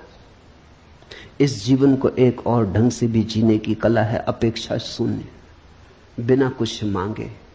जो मिल जाए उसके प्रति धन्यवाद से भरे हुए, कृतज्ञ भाव से। वही आस्तिक की प्रक्रिया है। जो तुम्हें मिला है वो इतना है, मगर तुम उसे देखो तब ना। मैंने सुना है एक आदमी मरने जा रहा था। जिस नदी के किनारे वो मरने गया, एक सूफी फकीर बैठा हुआ था। उसने कहा, क्या कर रहे हो? वो कूदने को ही था। उसने कहा, रोको मत, बहुत हो गया, जिंदगी में कुछ भी नहीं, सब बेकार है। जो चाहा नहीं मिला, जो नहीं चाहा वही मिला। परमात्मा मेरे खिलाफ है तो मैं भी क्यों स्वीकार करूं ये जीवन? उस फकीर ने कहा, ऐसा करो, एक दिन के लिए रुक जाओ, फिर मर जाना। इतनी जल्दी क्या? तुम कहते हो तुम्हारे पास कुछ भी नहीं। उसने कहा, कुछ भी नहीं। कुछ होता तो मरने क्यों आता? उस फकीर ने कहा, तुम मेरे साथ आओ, इस गांव का राजा मेरा मित्र है। वो ले गया फकीर को। फकीर उसे ले गया। उसने सम्राट के कान में कुछ कहा। सम्राट ने कहा, 1 लाख रुपए दूंगा। उस आदमी ने इतनी सुना, फकीर ने क्या कहा कान में वो नहीं सुना। सम्राट ने कहा, 1 लाख रुपए दूंगा। फकीर आया और उस आदमी के कान में बोला कि सम्राट, तुम्हारी दोनों आंखें 1 लाख रुपए में खरीदने को तैयार, बेचते हो? उसने कहा, क्या मतलब? आंख और बेच दूं? लाख रुपए में 10 लाख दे तो भी नहीं देने वाला। तो सम्राट के पास फिर गया। उसने कहा, अच्छा 11 लाख देंगे। उस आदमी ने कहा, छोड़ो जी, ये धंधा करने नहीं, आंख बेचेंगे क्यों? फकीर ने कहा, कान बेचोगे, नाक बेचोगे? ये सम्राट हर चीज खरीदने को तैयार है और जो दाम मांगो देने को तैयार। उसने कहा, नहीं, ये धंधा हमें करने नहीं है, बेचेंगे क्यों? उस फकीर ने कहा, जरा देख, आंख तू 11 लाख में भी बेचने को तैयार नहीं, और रात तू मरने जा रहा था और कह रहा था कि मेरे पास कुछ भी नहीं। जो मिला है वो हमें दिखाई नहीं पड़ता। जरा इन आंखों को तो ख्याल करो, ये कैसा चमत्कार है। आंख चमड़ी से बनी है, चमड़ी का ही अंग है, लेकिन आंख देख पाती कैसी पारदर्शी। असंभव संभव हुआ है। ये कान सूंघ पाते संगीत को, पक्षियों के कलरव को, हवाओं के मरमर को, सागर के शोर को। ये कान सिर्फ चमड़ी और हड्डी से बने। ये चमत्कार तो देखो। तुम हो, ये इतना बड़ा चमत्कार है कि इससे बड़ा और कोई चमत्कार क्या तुम सोच सकते हो? इस हड्डी मांस मज्जा की देह में चैतन्य का दिया जल रहा है। जरा इस चैतन्य के दिए का मूल्य तो आंको। नहीं, लेकिन तुम्हारी इस पे कोई दृष्टि नहीं। तुम कहते हो हमें 100 रुपए की नौकरी मिलनी चाहिए थी, 90 रुपए की मिली, मरेंगे, आत्महत्या कर लेंगे। कि होना चाहिए था मिनिस्टर, केवल डिप्टी मिनिस्टर हो पाए, नहीं जिएंगे। कि मकान बड़ा चाहिए था, छोटा मिला, कोई सार रहने का नहीं। कि दिवाला निकल गया, कि बैंक में खाता खाली हो गया, अब जीने में सार क्या है। कि एक स्त्री चाहिए थी वो न मिली, कि एक पुरुष चाहा था वो न मिला, बस अब मरेंगे। जितना तुम चाहोगे उतना ही तुम्हारे जीवन में दुख होगा। जितना तुम देखोगे कि बिना चाहे कितना मिला है, अपूर्व तुम्हारे ऊपर बरसा है, अकारण तुमने कमाया क्या है? क्या थी कमाई तुम्हारी जिसके कारण तुम्हें जीवन मिले? क्या है तुम्हारा अर्जन जिसके कारण क्षण भर तुम सूरज की किरणों में नाचो, चांद तारों से बात करो? क्या है कारण? क्या है तुम्हारा बल? क्या है प्रमाण तुम्हारे बल का कि हवाएं तुम्हें छुए और तुम गुनगुनाओ, आनंद मग्न हो, कि ध्यान संभव हो सके? इसके लिए तुमने क्या किया है? यहां सब तुम्हें मिला है प्रसाद रूप, फिर भी तुम परेशान हो, फिर भी तुम कहे चले जाते हो, फिर भी तुम उदास हो। जरूर अहंकार का रोग खाए चला जा रहा है, वही सबको पकड़े हुए है। मैंने सुना है एक परिवार के सभी सदस्य फिल्मों में काम करते थे। एक बार परिवार का मुखिया अपने पारिवारिक डॉक्टर के पास आया और बोला, डॉक्टर साहब, मेरे बेटे को छूत की बीमारी, स्कारलेट फीवर, और वह मानता है कि उसने घर की नौकरानी को चूमा है। आप घबराइए नहीं, डॉक्टर ने सलाह दी, जवानी में खून जोश मारता ही है। आप समझे नहीं डॉक्टर, वो आदमी बोला और थोड़ा बेचैन होकर, सच बात यह है कि उसके बाद मैं भी उस लड़की को चूम चुका हूं। तब तो मामला कुछ गड़बड़ नजर आता है। डॉक्टर ने स्वीकार किया। अभी क्या गड़बड़ है डॉक्टर साहब? उसके बाद मैं अपनी पत्नी को भी 2 बार चूम चुका हूं। इतना सुनते ही डॉक्टर अपनी कुर्सी से उछल के चिल्लाया, तब तो मारे गए, तब तो ये वाहियात बीमारी मुझे भी लग चुकी होगी। वो उनकी पत्नी को चूम चुके। ऐसी बीमारी फैलती चली जाती। अहंकार छूत की बीमारी है। जब बच्चा पैदा होता है तो कोई अहंकार नहीं होता, बिल्कुल निरअहंकार, निर्दोष होता है। खुली किताब होता है, कुछ भी लिखावट नहीं होती, खाली किताब होता है। फिर धीरे धीरे अक्षर लिखे जाते, फिर धीरे धीरे अहंकार निर्मित किया जाता है। माँ बाप, परिवार, समाज, स्कूल, विश्वविद्यालय फिर उसके अहंकार को मजबूत करते चले जाते। ये सारी प्रक्रिया हमारे शिक्षण की और संस्कार की, सभ्यता और संस्कृति की बस एक बीमारी को पैदा करती, अहंकार को जन्माती। ये अहंकार फिर जीवन भर हमारे पीछे प्रेत की तरह लगा रहता है। अगर तुम धर्म का ठीक अर्थ समझना चाहो तो इतना ही है। समाज, संस्कृति, सभ्यता तुम्हें जो बीमारी दे देते हैं, धर्म उस बीमारी की औषधि है और कुछ भी नहीं। धर्म समाज विरोधी है, सभ्यता विरोधी है, संस्कृति विरोधी है। धर्म बगावत है, धर्म क्रांति है। धर्म की क्रांति का कुल अर्थ इतना ही है कि तुम्हें जो दे दिया है दूसरों ने, उसे किस भांति तुम्हें सिखाया जाए कि तुम उसे छोड़ दो, उसे पकड़ के मत चलो। वही तुम्हारी पीड़ा है, वही तुम्हारा नरक है। अहंकार के अतिरिक्त जीवन में और कोई बोझ नहीं है। अहंकार के अतिरिक्त जीवन में और कोई बंधन, जंजीर नहीं है। मैं एक विशुद्ध बोध हूं। ऐसी निश्चय रूपी अग्नि से अज्ञान रूपी वन को जलाकर तू वीत शोक हो, सुखी हो। अहंकार का अर्थ है अपने चैतन्य को किसी और चीज से जोड़ लेना। एक आदमी कहता है कि मैं बुद्धिमान हूं, तो उसने बुद्धिमानी से अपने अहंकार को जोड़ लिया, तो उसकी चेतना अशुद्ध हो गई। तुमने देखा, दूध में कोई पानी मिला देता है तो हम कहते हैं दूध अशुद्ध हो गया। लेकिन अगर पानी मिलाने वाला कहे कि हमने बिल्कुल शुद्ध पानी मिलाया है, फिर तब भी तुम कहोगे अशुद्ध हो गया। शुद्ध पानी मिलाओ या अशुद्ध, ये थोड़ी सवाल है। पानी मिलाया, इससे कोई फर्क नहीं पड़ता कि तुमने शुद्ध पानी मिलाया, तो भी दूध तो अशुद्ध हो गया। और अगर गौर करो तो दूध ही अशुद्ध नहीं हुआ, पानी भी अशुद्ध हो गया। पानी और दूध दोनों शुद्ध थे, अलग अलग मिलके अशुद्ध हो गए। विपरीत और विजातीय और अन्य से मिलके उपद्रव होता है। चैतन्य जैसे ही अपने से भिन्न से मिल जाता है। तुमने कहा मैं बुद्धिमान, बुद्धि यंत्र है, उसका उपयोग करो, बुद्धिमान मत बनो। यही बुद्धिमानी है, बुद्धिमान मत बनो। तुमने कहा मैं बुद्धिमान, उपद्रव शुरू हुआ, दूध पानी से मिल गया। फिर तुम्हारी बुद्धि कितनी ही शुद्ध हो, इससे कोई फर्क नहीं पड़ता। तुमने कहा मैं चरित्रवान, दूध पानी से मिल गया। अब तुम्हारा चरित्र कितना ही शुद्ध हो, इससे कुछ फर्क नहीं पड़ता। दुष्चरित्र और सच्चरित्र दोनों के अहंकार होते। मैंने सुना है एक पुरानी कहानी कि जार के जमाने में रूस में साइबेरिया में 3 कैदी बंद थे और तीनों में सदा विवाद हुआ करता था कि कौन बड़ा अपराधी, और तीनों में सदा विवाद हुआ करता था कि कौन ज्यादा दिन से जेल भोग रहा है। जेल में अक्सर यह होता है, लोग वहां भी बढ़ा चढ़ा के बताते।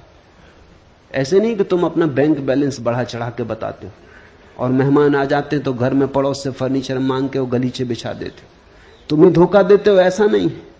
ऐसा नहीं है कि तुम ही दूसरों को देख के खूब जोर जोर से हरे राम करने लगते हो कि कोई आ जाए तो प्रार्थना लंबी हो जाती है, पूजा की घंटियां जोर से बजने लगती हैं, कोई ना आए जल्दी निपटा लेते हो। ऐसा तुम ही करते हो, ऐसा नहीं है। मेहमान घर में हो तो तुम मंदिर चले जाते हो, क्योंकि मेहमानों पर धार्मिक होने का प्रभाव डालना है। कैदी भी कारागृह में इसी तरह करते। उन 3 कैदियों में विवाद होता था। एक दिन पहले कैदी ने कहा कि मैं जब जेल में आया था, जब मुझे साइबेरिया के जेल में डाला गया, तब मोटर गाड़ी नहीं चलती थी। दूसरे ने कहा इसमें क्या रखा है, मैं जब डाला गया तब बैलगाड़ी तक नहीं चलती थी। तीसरे ने कहा बैलगाड़ी क्या होती। वो ये सिद्ध करने की कोशिश कर रहे हैं कि कौन कितने प्राचीन समय से उस जेल में पड़ा हुआ। इसमें भी अहंकार है। मैंने सुना है एक जेल में एक नया अपराधी आया, जिस कोठरी में उसे भेजा गया था उस कोठरी में एक दादा पहले से ही जमे थे। उन दादा ने पूछा कि कितने दिन रहेगा। मैंने कहा कि ये कोई 20 साल की सजा हुई। तो उसने कहा तू दरवाजे पे रह, तुझे जल्दी निकलना पड़ेगा, तू दरवाजे के पास ही अपना बिस्तरा लगा ले। अपराधी का भी अहंकार है। बुरे के साथ भी आदमी अपने अहंकार को भरता है, भले के साथ भी भरता है, लेकिन दोनों स्थितियों में चैतन्य अशुद्ध हो जाता है। अष्टावक्र कहते हैं मैं एक विशुद्ध बोध हूं, न तो मैं बुद्धिमान हूं, न मैं चरित्रवान हूं, न मैं चरित्रहीन हूं, न मैं सुंदर हूं, न मैं असुंदर हूं, न मैं जवान हूं, न मैं बूढ़ा हूं, न गोरा न काला, न हिंदू न मुसलमान, न ब्राह्मण न शूद्र। मेरा कोई तादात्म्य नहीं। मैं इन सबको देखने वाला हूं। जैसे तुमने दिया जलाया अपने घर में, तो दिए की रोशनी टेबल पे भी पड़ती, कुर्सी पे भी पड़ती, दीवार पे भी पड़ती, दीवार घड़ी पे भी पड़ती, फर्नीचर पे, अलमारी पर, कालीन पर, फर्श पर, छप्पर पर, सब पे पड़ती। तुम बैठे तुम पे भी पड़ती। लेकिन ज्योति न तो दीवार है, न छप्पर है, न फर्श है, न टेबल है, न कुर्सी है।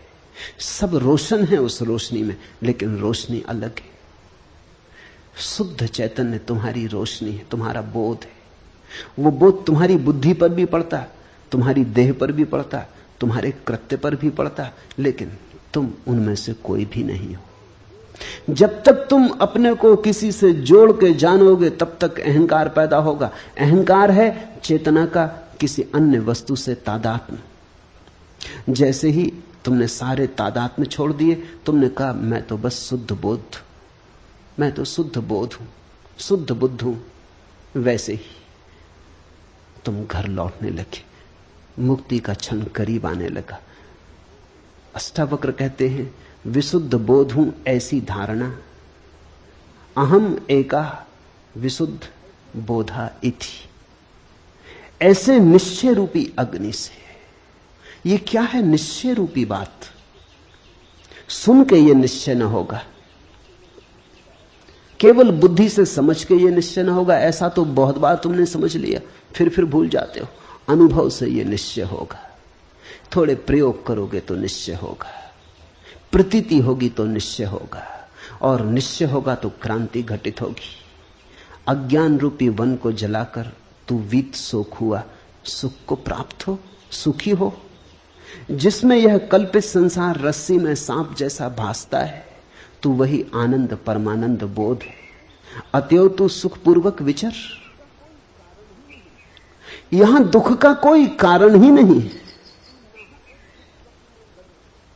तुम नाहक एक दुख स्वप्न में दबे और परेशान हुए जा रहे हो। दुख स्वप्न तुमने देखा?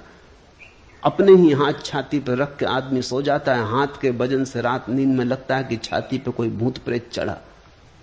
अपने ही हाथ रखे हैं छाती पर, उनका ही वजन पड़ रहा है, लेकिन निद्रा में वही वजन भ्रांति बन जाता। या अपना ही तकिया रख लिया अपनी छाती पर, लगता पहाड़ गिर गया। चीखता चिल्लाता, चीख भी नहीं निकलती। हाथ पैर हिलाना चाहता, हाथ पैर भी नहीं हिलते, ऐसी घबराहट बैठ जाती। फिर जब नींद भी टूट जाती तो भी पाता पसीना पसीना है। नींद भी टूट जाती है, जाग भी जाता है, समझ भी लेता है कोई दुश्मन नहीं, कोई पहाड़ नहीं गिरा, अपना ही तकिया अपनी छाती पर रख लिया कि अपने ही हाथ अपनी छाती पर रख लिए थे। तो भी सांस धक धक चल रही, जैसे मीलों दौड़ के आया हो। सपना टूट गया, फिर भी अभी तक परिणाम जारी। जिसको हम ये संसार के दुख कह रहे हैं, वो हमारी ही बोध की भ्रांतियां हैं, जिसमें यह कल्पित संसार रस्सी में सांप जैसा भासता है। तुमने देखा कभी रस्सी पड़ी हो रास्ते पर अंधेरे में, बस सांप का ख्याल आ जाता, ख्याल आ गया तो रस्सी पर सांप आरोपित हो गया, भागे, चीख पुकार मचा दी। हो सकता है दौड़ने में गिर पड़ो, हाथ पैर तोड़ लो, तो बाद में पता चले कि सिर्फ रस्सी थी, नाहक दौड़े। लेकिन फिर क्या होता, हाथ पैर तोड़ चुके। लेकिन अगर तुम्हारे पास थोड़ा सा भी बोध का दिया हो, प्रकाश हो थोड़ा, तो अंधेरे से अंधेरी रात में भी तुम बोध के दिए से देख पाओगे कि रस्सी रस्सी है, सर्प नहीं। इस बोध में ही आनंद और परमानंद का जन्म होता है। अतएव तू सुखपूर्वक विचर। तेरे पास सूत्र है, तेरे पास ज्योति है। ज्योति को तूने नाहक के पर्दों में ढांका, पर्दे हटा, घूंघट के पट खोल। विचार के, वासना के, अपेक्षा के, कल्पनाओं के, सपनों के पर्दे हटाओ। वही हैं घूंघट। घूंघट को हटाओ, खुली आंख से देखो। लोग बुर्के ओढ़े बैठे, उन बुर्कों के कारण कुछ दिखाई नहीं पड़ता, धक्के खा रहे हैं, गड्ढों में गिर रहे हैं। वही आनंद परमानंद बोध है। अतएव तू सुखपूर्वक विचर। यत्र विश्वमिदं भाति कल्पितम रज्जु सर्पवत, आनंद परमानंदा सा बोधस्त्वम सुखम चर। आनंद परमानंद बोधा त्वम सुखम चर। इस थोड़े से बोध को समझ लो, पकड़ लो, पहचान लो, फिर विचरण करो सुख में। ये अस्तित्व परम आनंद है। इस अस्तित्व ने दुख जाना नहीं, दुख तुम्हारा निर्मित किया हुआ है। कठिन है समझना ये बात, क्योंकि हम इतने दुख में जी रहे हैं, हम कैसे माने कि दुख नहीं। वो जो रस्सी को देख के भाग गया है, वो भी नहीं मानता कि सर्प नहीं है। वो जो हाथ रख के छाती पे पड़ा है और सोचता है पहाड़ गिर गया, वो भी उस क्षण में तो नहीं मान सकता कि पहाड़ नहीं गिर गया है। वैसी ही हमारी दशा है। क्या करें? थोड़े दृश्य से दृष्टा की तरफ चलें। देखें सब, लेकिन देखने वाले को न भूलें। सुने सब, सुनने वाले को न भूलें। करें सब, लेकिन स्मरण रखें कि करता नहीं है। बुद्ध कहते थे चलो राह पर, और स्मरण रखो कि भीतर कोई चल नहीं रहा है। भीतर सब अचल है। ऐसा ही है भी। गाड़ी के चाक को चलते देखा, कील तो ठहरी रहती, चाक चलता जाता है। ऐसे ही जीवन का चाक चलता है, कील तो ठहरी हुई है। कील हो तुम। मुक्ति का अभिमानी मुक्त है और बद्ध का अभिमानी बद्ध, क्योंकि इस संसार में यह लोकोक्ति सच है कि जैसी मति वैसी गति। ये सूत्र मूल्यवान है। मुक्ति का अभिमानी मुक्त है। जिसने जान लिया कि मैं मुक्त हूं, वो मुक्त है। मुक्ति के लिए कुछ और करना नहीं, इतना जानना ही है कि मैं मुक्त हूं। तुम्हारे करने से मुक्ति ना आएगी, तुम्हारे जानने से मुक्ति आएगी। मुक्ति कृत्य का परिणाम नहीं, ज्ञान का फल है। मुक्ति का अभिमानी मुक्त है और बद्ध का अभिमानी बद्ध। जो सोचता है मैं बंधा हूं, वो बंधा है। जो सोचता है वो मुक्त हूं, मैं, वो मुक्त है। तुम जरा करके भी देखो, एक 24 घंटे ऐसा सोच कर देखो कि चलो 24 घंटे यही सही, मुक्त हूं। 24 घंटे मुक्त रह के देख लो, तुम बड़े चकित होगे। तुम्हें खुद ही भरोसा ना आएगा कि अगर तुम सोच लो मुक्त हो तो कोई नहीं बांधने वाला है, तो तुम मुक्त हो। तुम सोच लो कि बंधा हूं तो हर चीज बांधने वाली है। मेरे एक मित्र थे, मेरे साथ प्रोफेसर थे। होली के दिन थे, भांग पी ली, रास्ते पे शोरगुल मचा दिया, हुल्लड़ कर दिया। बड़े सीधे आदमी थे। सीधे आदमी के साथ खतरा है, उसके भीतर काफी दबा पड़ा रहता। उपद्रवी नहीं थे, नाम भी उनका भोले राम था। भोले भाले आदमी थे। भोले भाले आदमी के साथ एक खतरा है, भांग वगैरह से बचना चाहिए, क्योंकि वो भोला भालापन जो ऊपर ऊपर है, भांग ने तो डुबा दिया। भीतर जो दबा पड़ा था, जिंदगी भर में जो नहीं किया था, वो सब निकल आया। वो सड़क पर गए, शोरगुल मचाया, उपद्रव कर दिया, किसी स्त्री के साथ छेड़छाड़ कर दी, पकड़ लिए गए, थाने में बंद कर दिए गए। अंग्रेजी के प्रोफेसर थे। रात कोई 2 बजे आदमी मेरे पास आया और उसने कहा कि आपके मित्र पकड़ गए, और उन्होंने खबर भेजी कि निकालो, सुबह के पहले निकालो, नहीं तो मुश्किल हो जाएगी।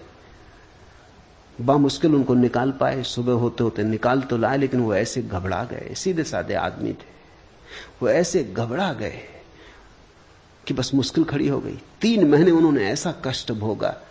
सड़क से पुलिस वाला निकले कि वो छुप जाए, तो वो आ रहा पकड़ने।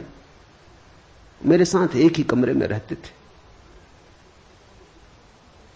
रात पुलिस वाला सीटी बजाए, वो बिस्तर के नीचे हो जाए। तुम कर क्या रहे हो? आ रहे हैं वो लोग। फिर तो हालत ऐसी बिगड़ गई कि वो न मुझे सोने देना, खुद सोए। वो कहें जगो, सुना तुमने? वो लोग, हवा में खबर है, आवाज आ रही, रेडियो पर वो लोग यहां वहां से खबर भेज रहे हैं कि भोला राम कहां है। भोला राम, तुम सो जाओ। अभी सो कैसे जाएं, जीवन खतरे में। वो पकड़ेंगे, फाइल है मेरे खिलाफ। आखिर में इतना परेशान हो गया कि कोई रास्ता न देख के कॉलेज भी जाना उन्होंने बंद कर दिया। छुट्टी लेके घर बैठ गए। वो 24 घंटे एक ही रंग चलने लगा, जिसको मनोवैज्ञानिक पैरानॉइड कहते। वो पैरानॉइड हो गए, अपने भय से ही रचना करने लगे। भले आदमी थे, कभी सोचा भी नहीं था मैंने, लेकिन एक अनुभव हुआ कि आदमी क्या क्या कल्पना नहीं कर ले सकता है। दीवानों को वो कहें कान है, सब तरफ लोग सुन रहे हैं। कोई भी रास्ते पे चल रहा है तो वो उन्हीं को देखता हुआ चल रहा है। कोई किनारे पर खड़े होकर हंस रहा है तो वो भोला राम को देख के हंस रहा है। कोई बात कर रहा है तो वो उन्हीं के खिलाफ षड्यंत्र रच रहे हैं। सारी दुनिया उनके खिलाफ। फिर कोई उपाय न देख के मुझे एक ही रास्ता दिखाई पड़ा। एक परिचित मित्र थे, इंस्पेक्टर थे, उनको समझाया कि तुम आ जाओ एक दिन फाइल लेके। भाई फाइल हो तो हम ले आए, कोई फाइल है ना कुछ। इस आदमी ने कभी कुछ किया ही नहीं, सिर्फ एक दफा भंग पी, थोड़ा उदम मचाया, खत्म हो गई बात। अब इसमें कोई इतना शोरगुल नहीं। तो कोई भी फाइल ले आओ, कागज कोरे रख के आ जाना, मगर फाइल बड़ी होनी चाहिए, क्योंकि वो कहते हैं फाइल बड़ी और भोला राम का नाम लिखी होनी चाहिए। और तुम चिंता मत करना, 2-4 हाथ इनको रसीद कर देना और बांध भी देना हथकड़ी इनके हाथ में। और जब तक मैं तुमको 10,000 रुपया रुस्वत न दूं, इनको छोड़ने के लिए राजी मत होना, तभी शायद ये छूटे। लाना पड़ा, उन्होंने 2-4 हाथ उनको लगाए। जब उनको हाथ लगाए तब वो बड़े प्रसन्न हुए। वो कहने लगे मुझसे, अब देखो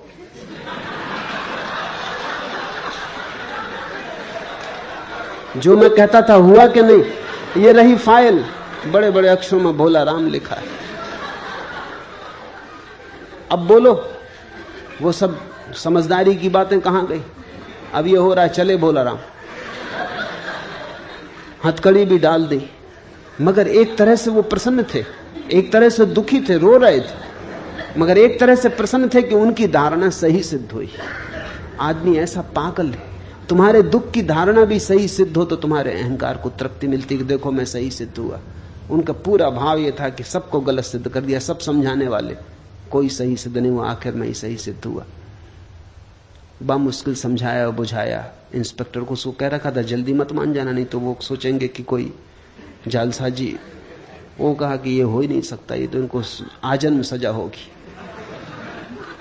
बस वो जब ये इस तरह की बातें कहें वो मेरी तरफ देखेंगे, कहो। बहुत मुश्किल से समझा बुझा के हाथ पैर जोड़ के नोट की गड्डियां उनको दी, फाइल जलाई सामने। उस दिन से भोला राम मुक्त हो गए, ठीक हो, सब खत्म हो गया मामला। करीब करीब ऐसी अवस्था है।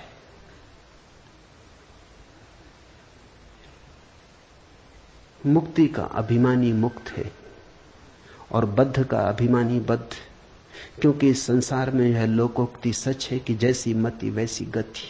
तुम जैसा सोचते हो वैसा ही हो गया है। तुम्हारे सोचने ने तुम्हारा संसार निर्मित कर दिया है। सोच को बदलो, जागो और ढंग से देखो, सब यही रहेगा। सिर्फ तुम्हारे देखने, सोचने, जानने के ढंग बदल जाएंगे और सब बदल जाएगा। मुक्ताभिमानी मुक्तो ही बद्धो बद्धाभिमान्यपि किम वदन्ति है सत्ययम या मतिसा गति भवेत, या मतिसा गति भवेत। तो जैसा सोचो, जैसी मति वैसी गति हो जाती। आत्मा साक्षी है, व्यापक है, पूर्ण है, एक है, मुक्त है, चेतन है, क्रिया रहित है, असंग है, निष्प्रह है, शांत है। वह भ्रम के कारण संसार जैसा भासता है। साक्षी, व्यापक, पूर्ण। सुनो इस शब्द को, अष्टावक्र कहते तुम पूर्ण हो। पूर्ण होना नहीं है, तुम में कुछ भी जोड़ा नहीं जा सकता। तुम जैसे हो परिपूर्ण हो। तुम में कुछ विकास नहीं करना है, तुम्हें कुछ सोपान नहीं चढ़ने, तुम्हारे आगे कुछ भी नहीं है। तुम पूर्ण हो, तुम परमात्मा हो, व्यापक हो, साक्षी हो, एक हो, मुक्त हो, चेतन हो, क्रिया रहित हो, असंग हो। किसी ने तुम्हें बांधा नहीं, कोई संग साथी नहीं, अकेले हो, परम एकांत में हो, निष्प्रह हो। ऐसा होना नहीं है, यही फर्क है अष्टावक्र के संदेश का। अगर तुम महावीर को सुनो तो महावीर कहते ऐसा होना है।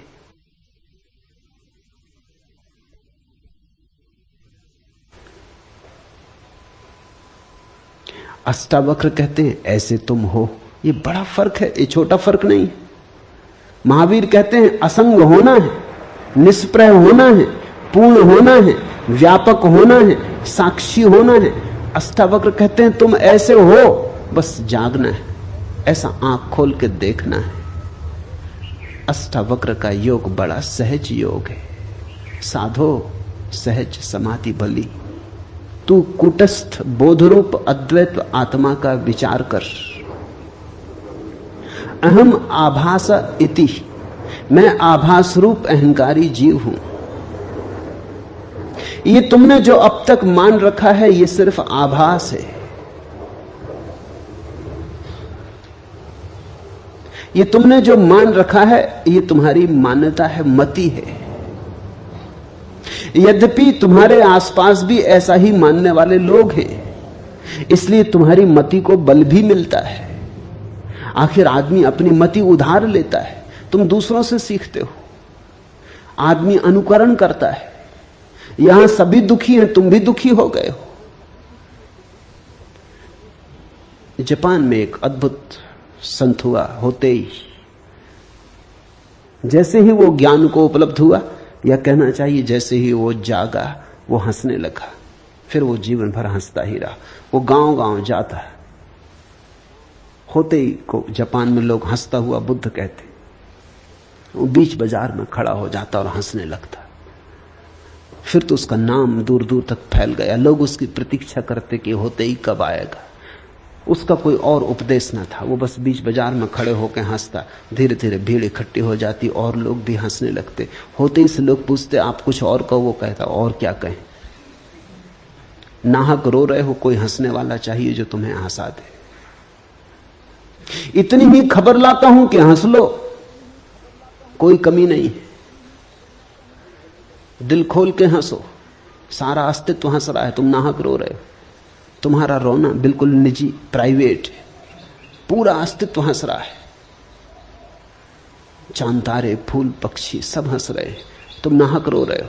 खोलो आंख, हंस लो, मेरा कोई और संदेश नहीं है। वो हंसता एक गांव से दूसरे गांव घूमता रहता।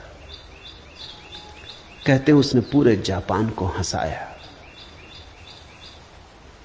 और उसके पास लोगों को धीरे धीरे हंसते हंसते हंसते झलकें मिलती। वो उसका ध्यान था, वही उसकी समाधि थी। लोग हंसते हंसते धीरे धीरे अनुभव करते कि हम हंस सकते हैं, हम प्रसन्न हो सकते हैं अकारण। कारण की खोज ही गलत है। तुम जब तक कारण खोजोगे कि जब कारण होगा तब हंसेंगे, तो तुम कभी हंसोगे ही नहीं। तुमने अगर सोचा कि कारण होगा तब सुखी होंगे, तो तुम कभी सुखी ना होगे। कारण खोजने वाला और दुखी होता जाता। कारण दुख के हैं, सुख स्वभाव है। कारण को निर्मित करना पड़ता, दुख को भी निर्मित करना पड़ता। सुख है, सुख मौजूद है, सुख को प्रकट करो, यही अष्टावक्र का बार बार कहना है। बोधस्त्वम सुखम चर वीत सोखा सुखी भव, विश्वासमृतम पीत्वा सुखी भव। पीले अमृत हो जा सुखी। मनुष्य पूर्ण है, एक है, मुक्त है। सिर्फ आभास बाधा डाल रहा है। मैं आभास रूप अहंकारी जीव हूं, ऐसे भ्रम को और बाहर भीतर के भाव को छोड़कर तू कुटस्थ बोधरूप अद्वैत आत्मा का विचार कर। अहम आभासा इति वाह्यम अंतरम भावम मुक्तवा। बाहर और भीतर के भाव से मुक्त हो जा। आत्मा न तो बाहर है और न भीतर। बाहर और भीतर भी सब मन के ही भेद है। आत्मा तो बाहर भी है, भीतर भी है। आत्मा में सब बाहर भीतर है, आत्मा ही है। बाहर भीतर के सब भाव को छोड़कर तू कुटस्थ बोध रूप अद्वैत आत्मा का विचार कर। यह अनुवाद ठीक नहीं है। मूल सूत्र है वाह्यम अंतरम भावम मुक्तवा। मुक्त होकर अंतर बाहर से त्वम कुटस्थ बोधम अद्वैतम आत्मानम परिभावे। परिभाव कर, विचार कर, ये ठीक नहीं। परिभाव कर कि तू कूटस्थ आत्मा है, ऐसा बोध कर, ऐसा भाव ऐसी भावना में जग। विचार तो फिर बुद्धि की बात हो जाती, विचार तो फिर ऊपर ऊपर की बात हो जाती। सिर से नहीं होगा, ये हृदय से होगा। ये भाव प्रेम जैसा होगा, गणित जैसा नहीं। ये तर्क जैसा नहीं होगा, गीत जैसा होगा जिसकी गुनगुनाहट डूबती चली जाती गहराई तक और प्राणों के अंतरतम को छू लेती, स्पंदित कर देती। परिभाव कर कि मैं कूटस्थ आत्मा हूं। ये घूमता हुआ चाक नहीं, बीच की कील हूं। कील यानी कूटस्थ।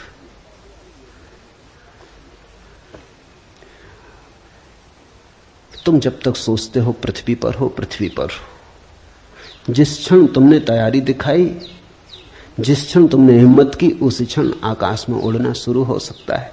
दल के दल तैर रहे मेघ मगन भू पर, उड़ता जाता हूं मैं मेघों के ऊपर।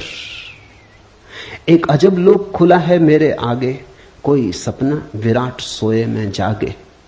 कहां उड़ जाता है समय सिंधु घर घर। गाड़ी जो अंधी घाटी में बर्फीली, उर्मिल धाराओं में मछली चमकीली। धसता जाता हूं पैनिल तम के भीतर, कोसों तक लाल परधी सूरज को घेरे। छलक रहा इंद्रधनुष पंखों पर मेरे, यहां वहां फूट रहे रंगों के निर्झर। ठहरी सी नदी कहीं, उड़ते से पुल हैं, धाराओं पर धाराएं आकुल व्याकुल हैं। गलगल कर बहे जा रहे नभ में भूधर। गांव पर गांव धवल, जंगल कांसों के, उगते ये तरु अनंत किसकी सांसों के। एक दूसरी धरती बना हुआ है अंबर, दल के दल तैर रहे मेघ मगन भू पर। उड़ता जाता हूं मैं मेघों के ऊपर। एक अजब लोक खुला है मेरे आगे, कोई सपना विराट सोए में जागे। जागो, सपना खूब देखा, अब जागो। बस जागना कुंजी, कुछ और करना नहीं। न कोई साधना, न कोई योग, न आसन, बस जागना। हरिओम तत्सत।